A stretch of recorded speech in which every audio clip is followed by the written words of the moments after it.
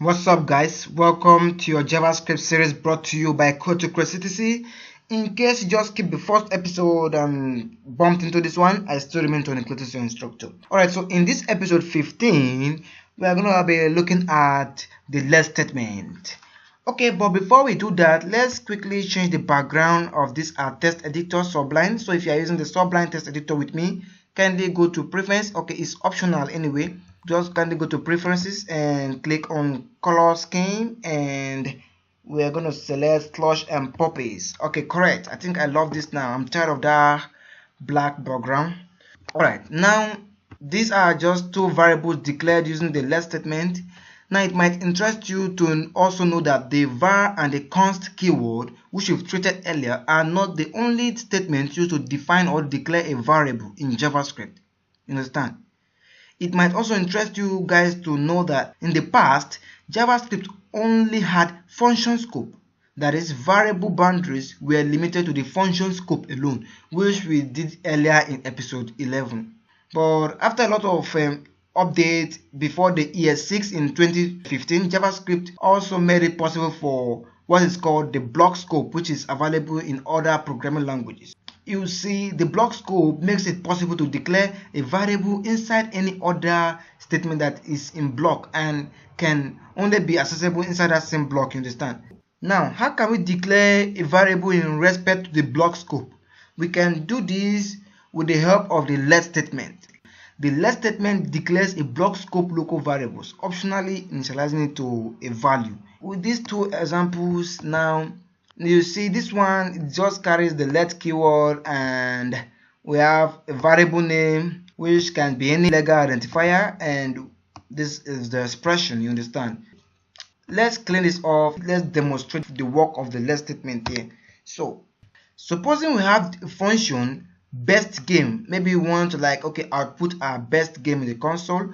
Okay, nothing has changed here actually. We just have the var keyword and the var keyword. We don't use the let keyword there. I just want to explain something. Now this is the normal way. This is the normal way I've been doing it. Now this is the function scope. You understand? This is the function scope. Now we have this variable declared inside the function scope. Variable game is equal to Call of Duty, and we now have another block. Now this is another block of code declared inside the function, and this block of code is an if statement. You understand?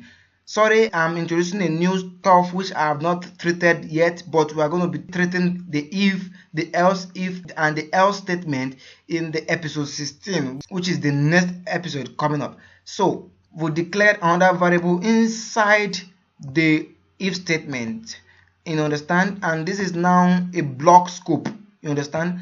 Why this is a function scope. So we declared this variable inside the function scope, and this one is in the what? Is in the block scope. But remember, take a look at these two variables. They are carrying the same name. You understand? Game.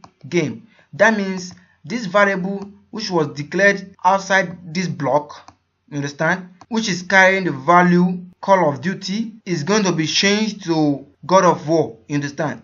Because we are using the var keyword. So if we try to output this on the console, you won't see Call of Duty again, because this one is going to override this one, you understand? I don't know if you get what I'm trying to say. It will kill this one, let me just put it like that, and this game here is going to be God of War. So if we save this now and we run this on our browser, open our console by clicking on the inspect and go to the console, you see we're having God of War. But when we change this keyword var to let, and we change this one to let, okay, what are we trying to do here? We're trying to say, guy, I'm here, don't touch me. Guy, I'm a new stuff also, don't touch me. You understand?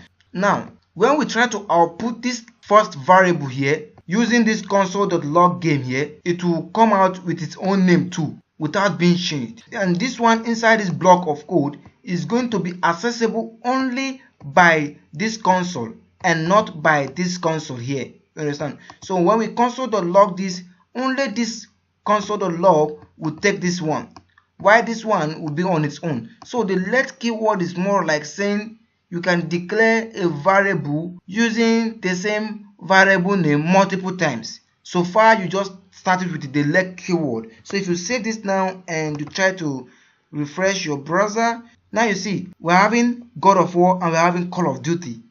So this one will first run, because this is a statement, is going down like this. So this one will first run God of War, and once it comes to this console, it will now run this one.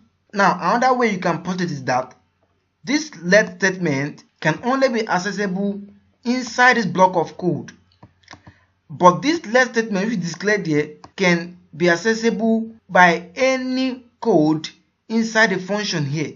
So this one can be accessible by this console inside the function. So this is just it.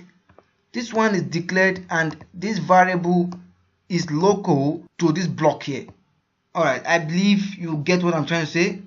Okay, so let me give you guys some tips or precaution in how you can call it. It's just gonna be helpful and save some bugs headache, you understand? Now in EMAXscript 2015, the let bindings are not subjected to variable hosting, you understand? Which means the let declaration do not move to the top of the current context. Like when we're dealing with hosting, it doesn't follow the law of hosting, you understand? And another thing again, do not use this in the switch case, as this is just one block of code. Don't use it in the switch case. Don't use the let keyword in the switch case statement, you understand? We'll treat the switch case in episode 17. Before we round up, let me tell you guys a very quick story why JavaScript developers decided to use the keyword let. You know, when God was creating the world, he wanted to declare light into the world, and he simply said, let there be light, and there was light. So in that same manner, as creative and innovative people with our Heavenly Father's gene, we also have the authority to declare a variable by saying, let there be X. Yes. Okay, it's just a simple fictitious story, but I believe you get what I'm trying to say here.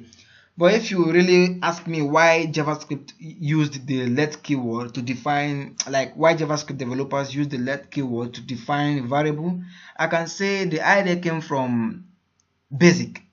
BASIC is a programming language created in 1962, which also used the let keyword for declarations, you understand?